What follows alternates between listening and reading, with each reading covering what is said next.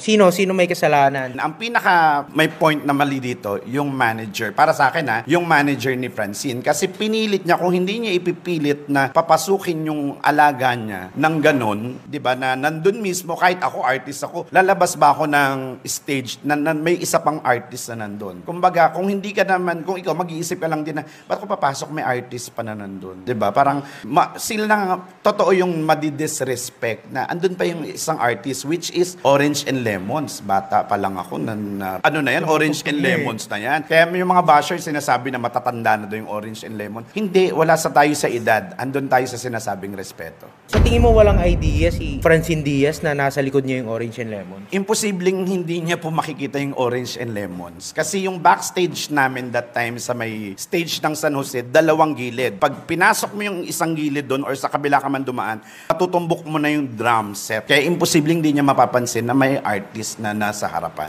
Nandun na tayo na big star si Francine, pero 'di ba, kung ikaw ba yung nakasalpak doon, bigla kang kinatas, may biglang magsasalita or magpe-perform na iba, anong mararamdaman mo? Siyempre parang mabubwisit ka din. Mararamdaman mo rin yung naramdaman ng Orange and Lemons. Actually nung natapos, bumalik na ako sa hotel, hindi ko na natapos yung performance ng Orange and Lemons. Hindi ko alam na may ganong commotion na nangyari, na nag-trend na pala. Nandun kami sa hotel, naabutan ako ng Orange and Lemon. Nagulat ako, yung isang member nila sabi ko, ano nangyari, kamusta? Doon pa lang, naramdaman ko na bad trip na siya. Doon pinaliwanag niya sa akin na siningitan nga sila, which is late naman na rin na yung oras. Kaya ramdam ko talaga sa Orange and Lemon na asar sila, busit sila sa naganap na eksena. Ano lang ako, curious lang. Nag-sorry ba yung management ni Francine or si Francine mismo sa Orange and Lemon? Alam ko walang pagbibigay ng sorry na ganap. Kasi after nung performance ng Orange and Lemon, umalis na rin sila. Ang lumalabas sa video, galit na galit ang kampo ni Francine sa Orange and Lemons. Kasi ayun po yung nakikita sa video. Mabilis mag-judge sa napanood yung video. Pero kung alam niyo yung totoong nangyari, kung nandun kayo mismo sa totoong event at alam niyo yung totoong program na nag-flow, may intindihan niyo. Diba? Parang be professional. May message ka ba kay Francine Diaz?